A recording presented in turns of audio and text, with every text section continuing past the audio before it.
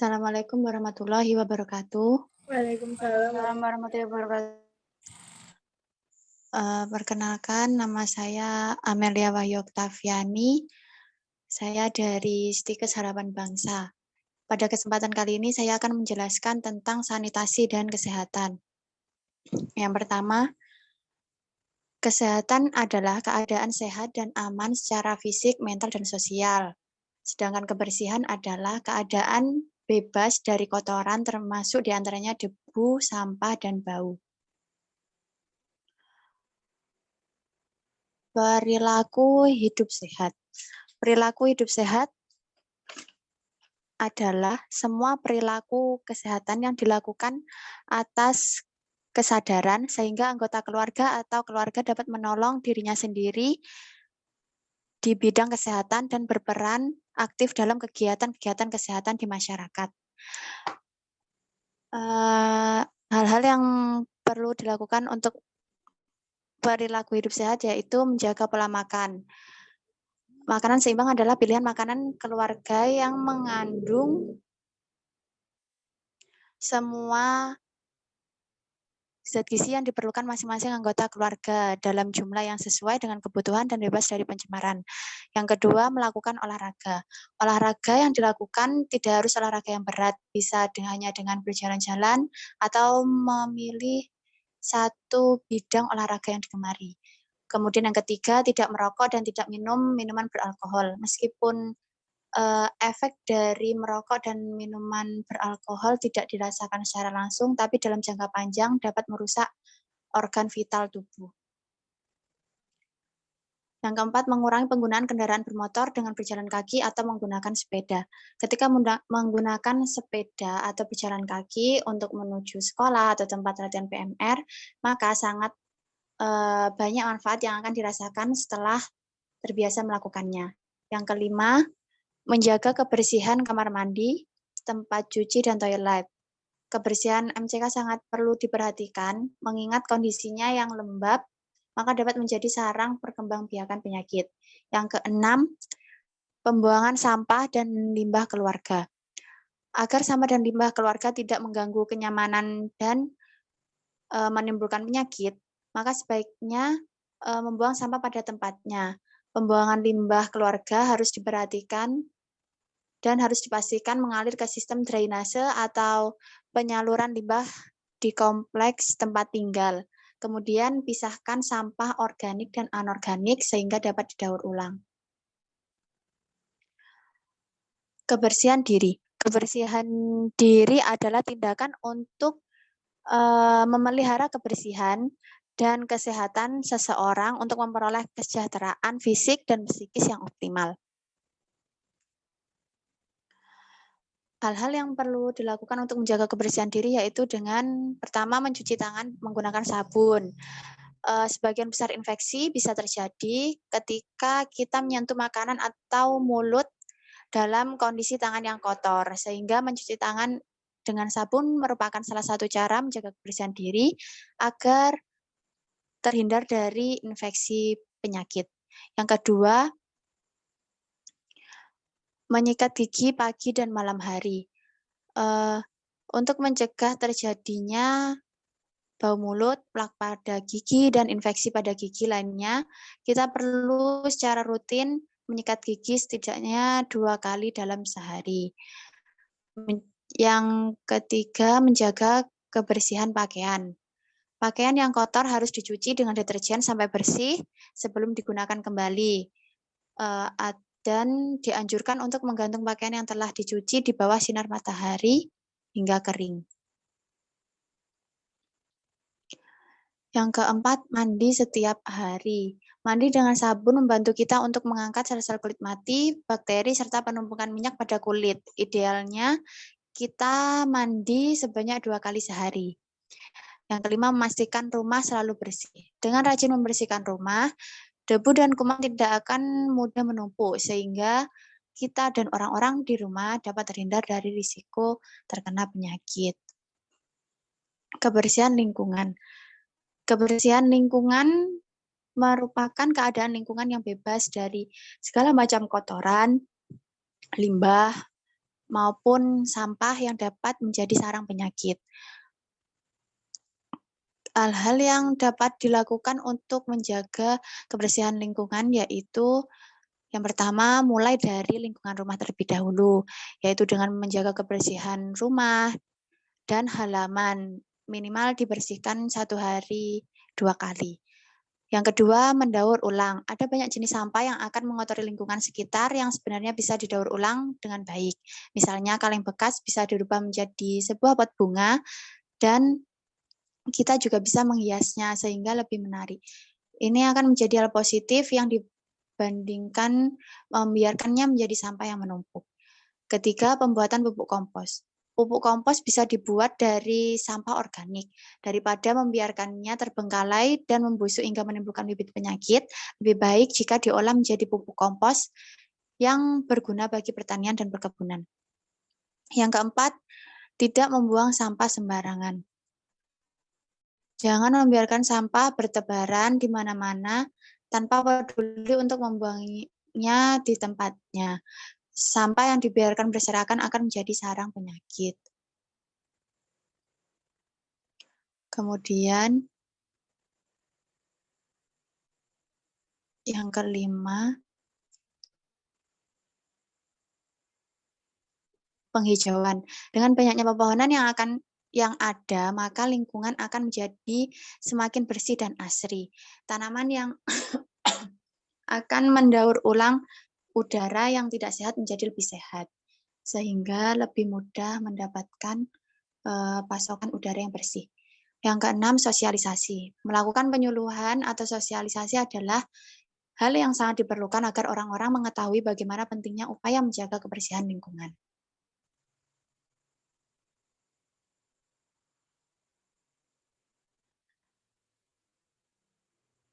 Perawatan keluarga.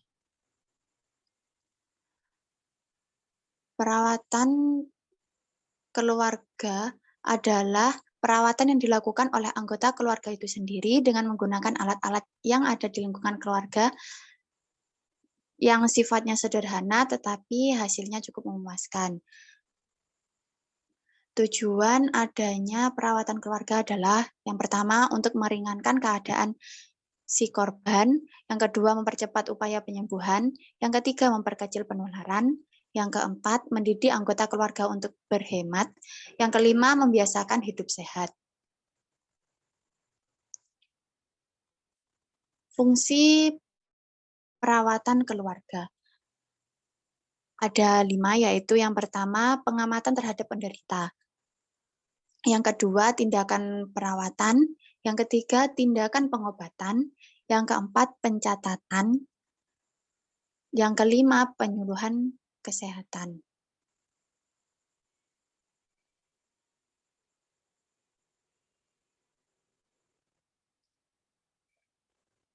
Urutan tindakan perawatan keluarga. Yang pertama yaitu persiapan pelaku atau orang yang ingin dirawat. Yang kedua, mempersiapkan alat-alat yang dibutuhkan untuk melakukan perawatan. Yang ketiga, persiapan penderita. Yang keempat, pelaksanaan perawatan. Yang kelima, selesai.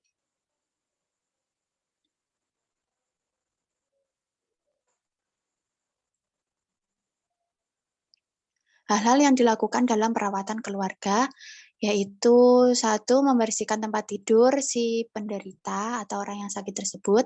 Yang kedua, penggantian pemasangan spray. Yang ketiga, pemeriksaan denyut nadi, suhu tubuh dengan menggunakan termometer. Yang keempat, pemberian makan dan minum. Yang kelima, pemberian obat. Alat-alat yang diperlukan untuk melakukan perawatan yaitu alat-alat untuk tidur, celemek, termometer, obat-obatan, alat mandi, pispot, dan alat kompres. Apakah ada yang ingin ditanyakan? Tidak. Baik, sekian materi yang dapat saya sampaikan. Mohon maaf apabila ada kesalahan. Wassalamualaikum warahmatullahi wabarakatuh. Waalaikumsalam warahmatullahi wabarakatuh. Terima kasih. Assalamualaikum warahmatullahi wabarakatuh. Waalaikumsalam warahmatullahi wabarakatuh. Perkenalkan, nama saya Firnata Yesi Wulandari, saya dari Unit Subandi. Di sini saya akan menjelaskan sedikit materi tentang donor darah sukarela. Sebelumnya nih, kalian pasti familiar dong dengan kata-kata donor darah. Di sini, sepemahaman kalian deh, donor darah itu apa sih? Yang mau menyampaikan pendapatnya, boleh dong menjawab. Donor darah itu adalah proses pengambilan darah dari seseorang secara sukarela untuk disimpan di bank darah sebagai stok darah untuk kemudian digunakan untuk transfusi darah. Oke, jawabannya benar. Jadi donor darah itu menyumbangkan darah untuk tujuan transfusi darah. Sedangkan transfusi darah sendiri itu yaitu proses pemindahan dari darah dari seseorang yang sehat dan memenuhi persyaratan tersebut ke orang yang membutuhkan. Apa sih perbedaan donor darah sukarela dan donor pengganti? Donor darah sukarela sendiri ini merupakan seseorang yang menyumbangkan darahnya secara sukarela tanpa mengetahui untuk siapa darah tersebut. Sedangkan donor darah pengganti merupakan seseorang yang diminta untuk menyumbangkan darahnya kepada seseorang dan dia tahu kepada siapa donor darah tersebut. Darah yang telah diambil harus mengalami pengujian untuk memastikan bebas dari penyakit menular seperti HIV, AIDS, dan sifilis. Setelah itu, darah disimpan untuk menunggu digunakan. Nah, selanjutnya siapa saja sih yang boleh donor darah? Nah, yang pertama adalah laki-laki atau wanita berusia 18-60 tahun. Yang kedua, sehat jasmani dan rohani menurut pemeriksaan dokter.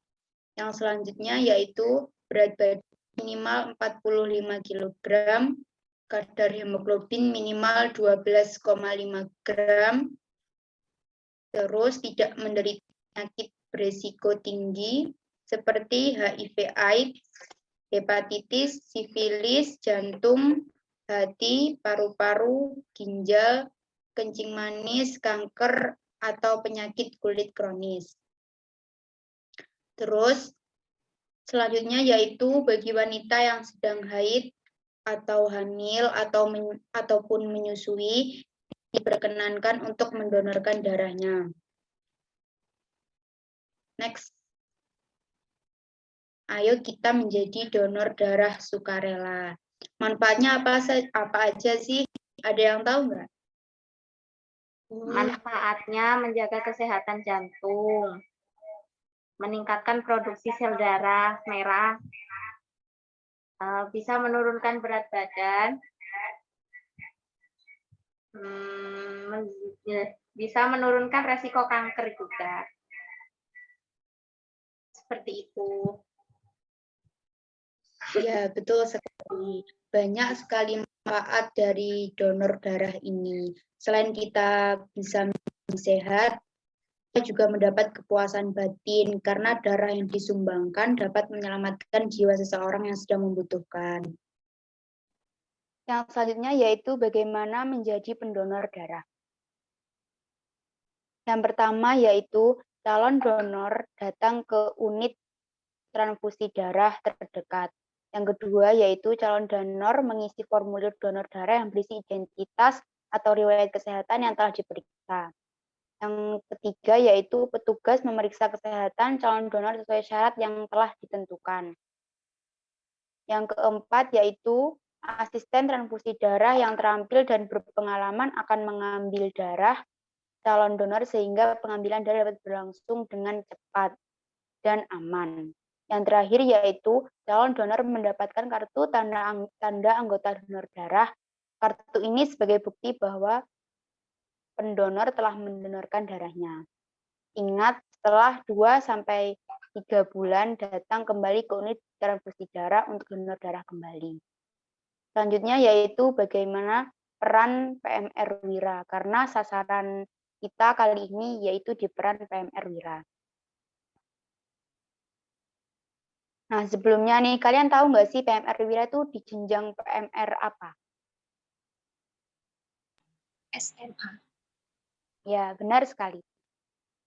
Terima kasih untuk Mbak Ajeng, yaitu PMR Wira benar dari PMR SMA. Nah, apa saja sih peran yang bisa dilakukan PMR Wira ini? Yang pertama yaitu menyelenggarakan kegiatan donor darah secara rutin di sekolah. Bisa hubungi unit transfusi darah terdekat. Yang kedua yaitu kampanye donor darah. Apa tujuan kampanye? Jelas tujuan kampanye adalah untuk memberikan informasi atau pengetahuan untuk orang-orang awam yang tidak mengetahui apa arti dari donor darah tersebut. Yang ketiga yaitu untuk siapa tujuan kampanye tersebut. Jelas tujuan kampanye tersebut untuk orang-orang yang berusia 18-60 tahun yang memenuhi persyaratan untuk pendonor. Apa tema kampanye? Tema kampanye tersebut yaitu donor darah. Bagaimana kampanye dilaksanakan? Nah, kampanye dilaksanakan sendiri ini bisa sesuai, bisa online, juga bisa offline secara face-to-face untuk menerangkan apa itu donor darah sehingga mereka orang-orang awam bisa sadar pentingnya donor darah. Nah, sudah selesai nih materi dari saya. Oke, di sini saya membuka sesi pertanyaan untuk 2 orang penanya. Silakan. Izin bertanya. Ya, silakan. Terlebih dahulu, perkenalkan nama saya Ajeng Retnoningsih. Saya ingin bertanya, kenapa sih donor darah gratis tapi penerimanya harus bayar? Oke, saya akan langsung menjawabnya. Benar sekali, donor darah itu gratis, tidak dipungut biaya untuk melakukannya. Tetapi memang ada biaya harus dikeluarkan ketika kita ingin mendapatkan darah tersebut atau kita ke bank darah itu kita harus membayarnya. Karena tidak langsung darah itu tidak bisa langsung disalurkan kepada penerima gitu. Jadi harus ada proses-prosesnya gitu. Seperti proses yang harus dilalui itu seperti uji kelayakan bebas dari penyakit HIV, penyakit menular itu. Terus juga ada kualitas darah pun itu harus dipertimbangkan gitu. Jadi harus ada proses. Nah, proses tersebut itu yang menyebabkan kita untuk mendapatkan darah itu kita harus membayarnya. Gitu. Bagaimana? Baik, terima kasih atas penjelasannya. Sama-sama. Apakah ada yang bertanya lagi? Izin bertanya, sebelumnya perkenalkan nama saya Ajeng Aulia. Pertanyaannya, penyakit apa aja sih yang darahnya itu tidak bisa dipakai buat donor darah? Oke, jadi penyakit-penyakit yang tidak bisa dipakai untuk donor darah itu penyakit-penyakit menular seperti HIV, AIDS, terus sifilis. Ya, pokoknya itu penyakit-penyakit yang menular yang bisa membahayakan penerima darah. Apakah bisa dimengerti? Baik, terima kasih. Sama-sama. Oke, sekian dari saya. Sayangi nyawamu dengan donor darah sukarela. Wassalamualaikum warahmatullahi wabarakatuh. Waalaikumsalam warahmatullahi wabarakatuh. Assalamualaikum warahmatullahi wabarakatuh. Waalaikumsalam warahmatullahi wabarakatuh. Di sini saya akan menjelaskan tentang materi kepemimpinan. Next. Menurut teman-teman, apa yang dimaksud dengan pemimpin?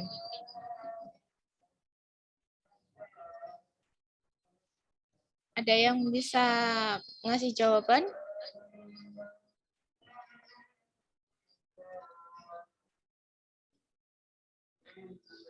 Seperti yang ada di slide, pemimpin yaitu seorang yang dapat mempengaruhi kelompok yang dipimpinnya untuk mengerahkan usaha bersama guna mencapai sasaran atau tujuan yang telah ditentukan. Jadi pemimpin itu bertugas untuk mempengaruhi kelompoknya yang dipimpin untuk mencapai tujuan yang sudah ditentukan bersama. Next.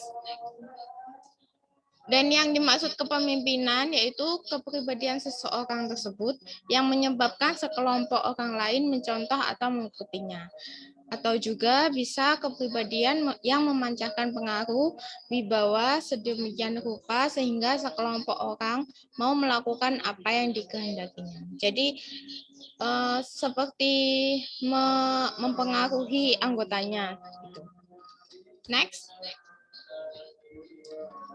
Untuk tugas pokok kepemimpinan yaitu mengantarkan, mempelopori, memberi petunjuk, mendidik, membimbing, dan lain sebagainya agar para anggotanya mengikuti jejak pemimpin mencapai tujuan organisasi yang hanya dapat dilaksanakan secara baik bila seorang pemimpin menjalankan fungsi sebagaimana mestinya.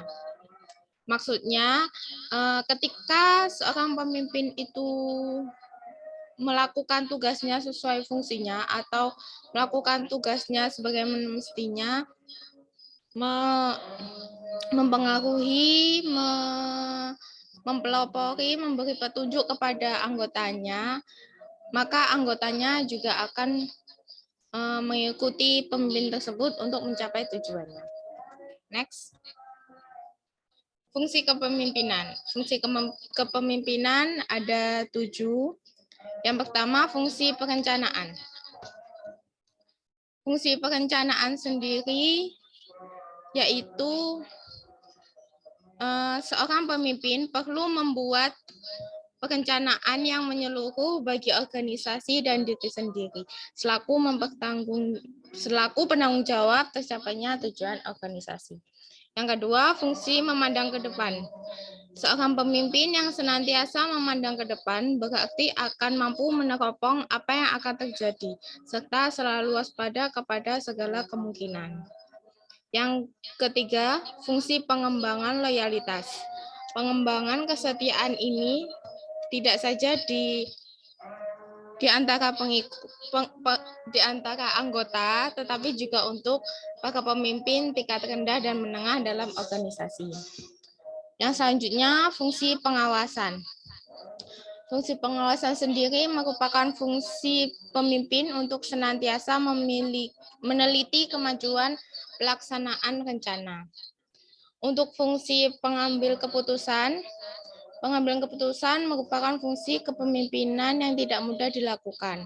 Oleh sebab itu, banyak pemimpin yang menunda untuk melakukan pengambilan keputusan. Bahkan ada pemimpin yang tidak berani mengambil keputusan.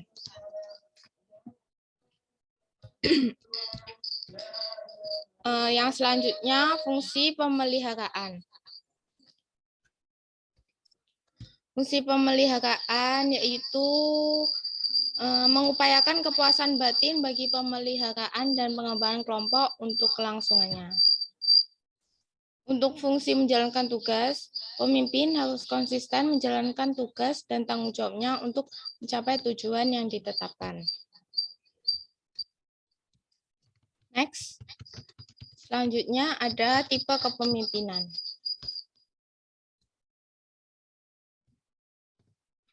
Tipe kepemimpinan ada 4. Yang pertama yaitu diktatoris, autokratis, demokratis, dan laissez-faire. Untuk tipe diktatoris sendiri yaitu segala keputusan ada pada keputusan pemimpin.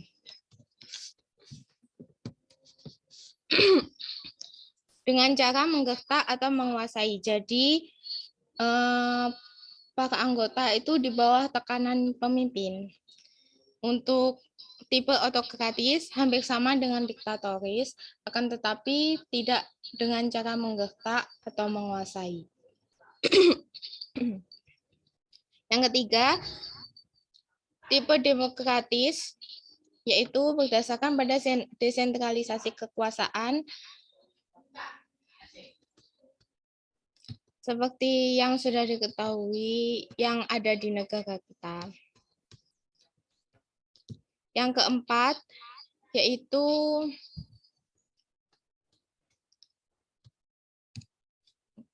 laissez-faire. Laissez-faire yaitu segala keputusannya ada pada anggotanya. Dengan kata lain, pemimpin hanya untuk formalitas saja. Ada yang ditanyakan? Ada. Ya, silakan.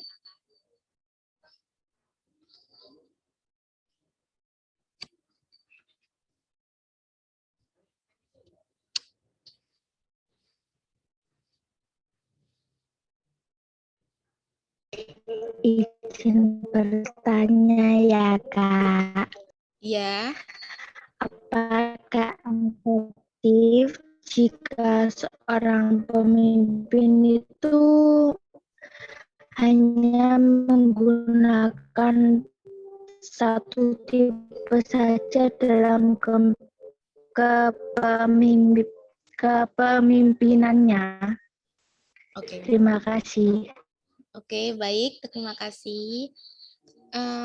Apakah efektif bila seorang pemimpin menggunakan hanya satu tipe saja dalam kepemimpinannya, begitu ya?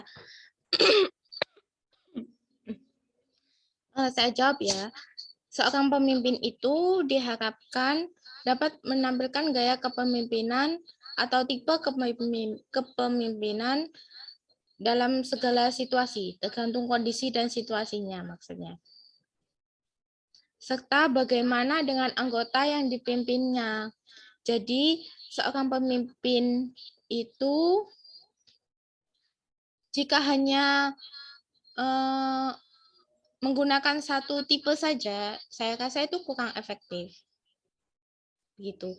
Seperti seumpama pemimpinnya tipenya laissez-faire. Pemimpinnya hanya untuk formalitas, tidak mau gimana ya? Keputusannya ada pada anggotanya. Seumpama anggotanya itu nggak dalam satu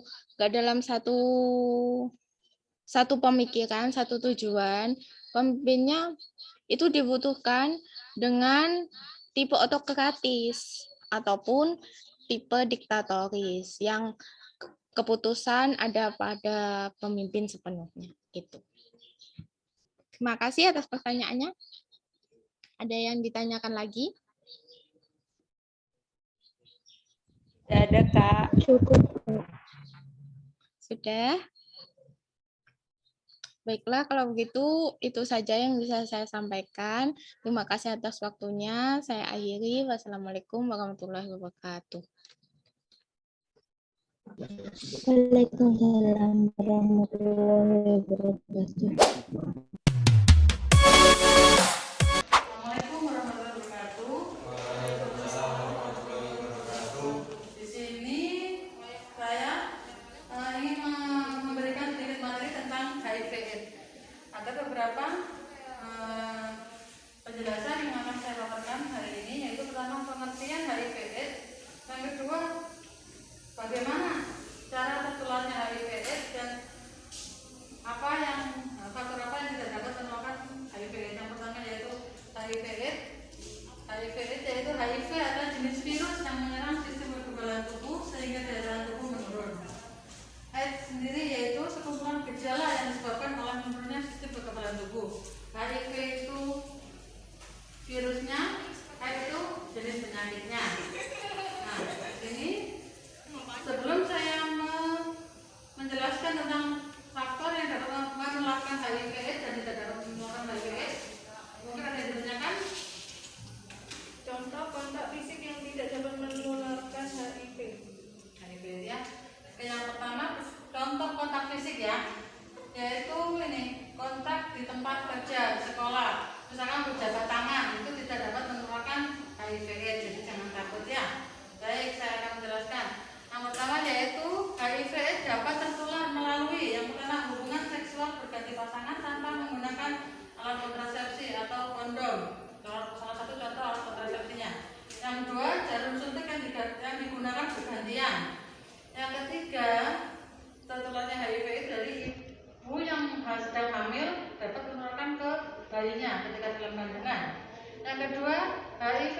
dapat tertular melalui yang pertama kontak fisik tadi ya. Yang kedua makanan dan minuman, yaitu saling bertukar makanan dan minuman, makan secara bersama-sama di dalam menularkan. Yang ketiga kontak fisik biasa, berjabat tangan, bersentuhan, berpelukan atau berciuman di dalam menularkan HIV/AIDS. Assalamualaikum warahmatullahi wabarakatuh. Selamat pagi adik-adik semua. Kembali berjumpa dengan Kak Sandy di pagi hari ini. Kita bertemu kembali di acara PMR, dan materi kita untuk pagi ini adalah tentang kesiapsiagaan bencana. Nah, adik-adik tahu nggak sih apa sih sebenarnya bencana itu? Bencana sendiri adalah kerusakan yang diakibatkan oleh fenomena alam, baik salah satu juga adalah ulah manusia yang menyebabkan timbulnya korban jiwa dan juga membutuhkan bantuan dari masyarakat untuk menanggulangi efek dari bencana tersebut. Tapi sekali lagi, bencana ini memang terjadi jika ada korban jiwa ya adik-adik. Kalau misalkan tidak ada korban jiwa, ya nggak bisa dikatakan bencana. Misalkan contohnya ada tanah longsor, ya kan, di gunung atau di perbukitan, tetapi tidak ada yang terkena bencana, baik itu dari segi manusia ataupun dari kepemilikan, misalkan ada kandang sapi atau apa, berarti tidak dikatakan bencana seperti itu. Dan juga memang yang digarisbawahi adalah potensi yang membuat manusia kehilangan entah itu harta benda ataupun barang-barang kepemilikannya. Nah, adik-adik, kalau misalkan nih contoh-contoh dari bencana itu apa aja sih? Banyak sebenarnya ya, apalagi di Indonesia ini ada beberapa seperti gempa bumi, kemudian ada tanah longsor, ada letusan gunung berapi, ada banjir juga, kekeringan itu juga termasuk bencana ya adik-adik. Kemudian dari beberapa bencana tersebut memang kita harus berupaya untuk menanggulanginya, seperti misalkan banjir.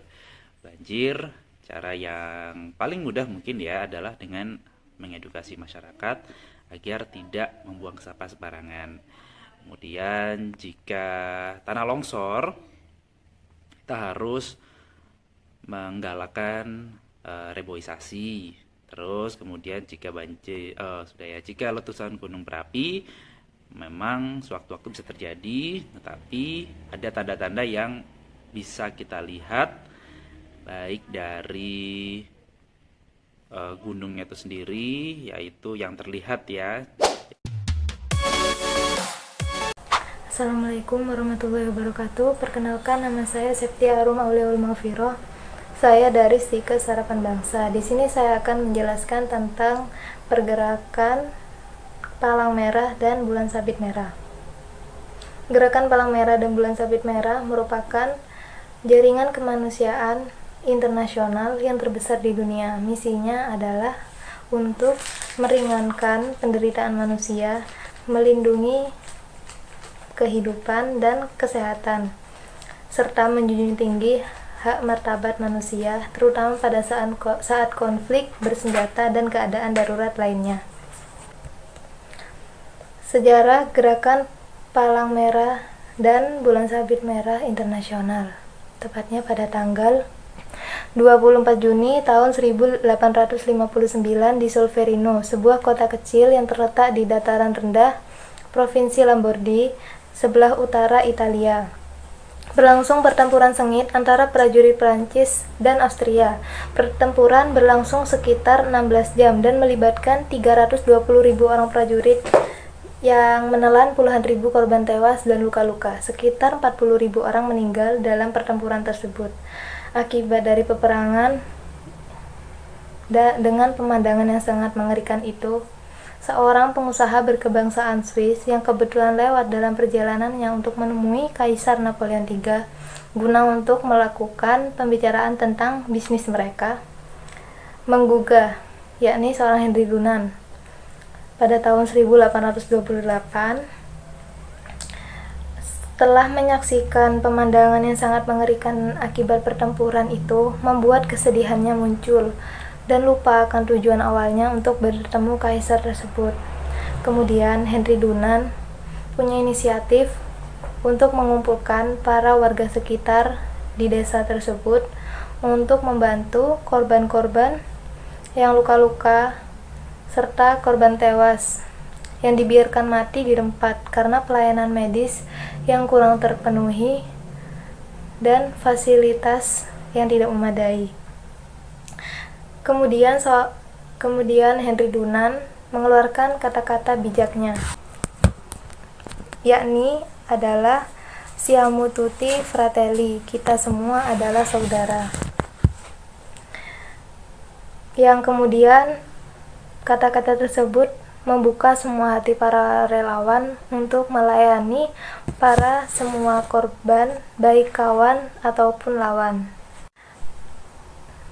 Kemudian setelah kembalinya Henry Dunant ke Swiss, dia terus dihantui perasaan dan mimpi buruk tentang bayangan Solferino tersebut.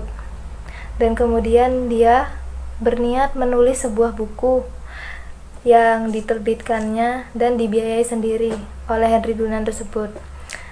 Pada bulan November tahun 1862, yakni berjudul Un souvenir de Solferino, yang berarti adalah kenangan dari Solferino. Selanjutnya adalah sejarah lambang palang merah. Lambang palang merah tersebut diadopsi sebagai lambang yang netral untuk memberikan pertolongan kepada tentara yang terluka di medan perang. Pada waktu itu, setiap pelayanan medis kemiliteran memiliki tanda pengenal sendiri-sendiri dengan warna yang berbeda-beda. Delegasi dan konferensi pada tahun 1863 akhirnya memilih lambang palang merah di atas dasar putih, warna kebaikan dari bendera nasional Swiss, yakni palang putih di atas dasar merah, sebagai bentuk penghormatan terhadap negara Swiss. Selain itu, bentuk palang merah pun memberi keuntungan teknis karena memiliki desain yang sederhana sehingga mudah dikenal dan difahami dan mudah dibuat juga.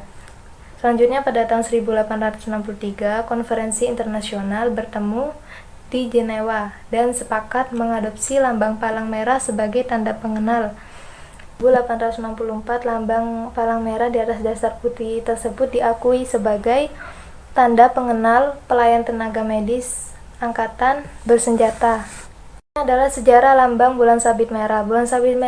Bulan sabit merah sendiri adalah delegasi dari konferensi tahun 1863. Tidak memiliki sedikit niatan apapun untuk menampilkan sebuah simbol kepentingan tertentu dengan mengadopsi palang merah di atas dasar putih. Namun pada tahun 1876, saat Balkan dilanda perang, sejumlah pekerja kemanusiaan yang tertangkap oleh Ottoman saat ini yang menjadi kota Turki dibunuh semata-mata mereka memakai ban lengan dengan gambar palang merah. Karena di Turki tersebut sangat anti dengan lambang-lambang seperti gambar palang merah tersebut. Gagasan ini perlahan-lahan mulai diterima dan memperoleh bermacam pengesahan dalam bentuk reservasi, dan pada konferensi internasional tahun 1829 secara resmi diadopsi sebagai lambang yang diakui dalam konvensi. Dan bersamaan itu lambang singa dan matahari merah di atas dasar putih yang saat itu dipilih Persia atau Iran. Pada tahun 1880, Iran memutuskan untuk tidak lagi memakai lambang singa dan matahari merah tersebut. Kemudian di sini adalah 7 prinsip dasar.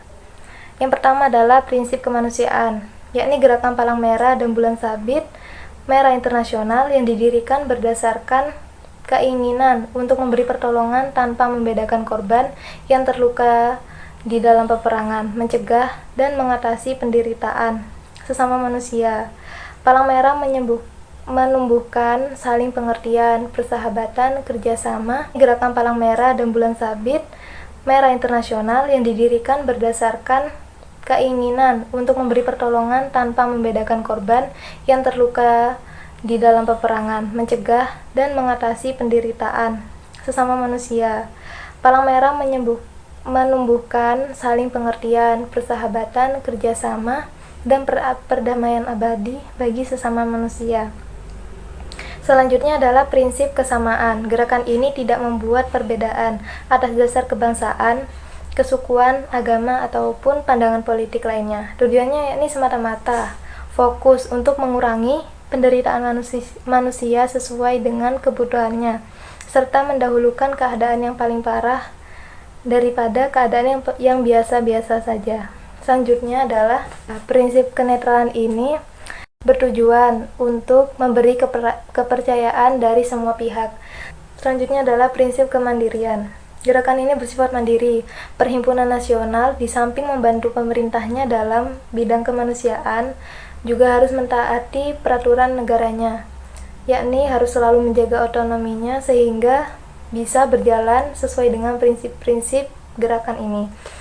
Kemudian adalah prinsip kesukarelaan.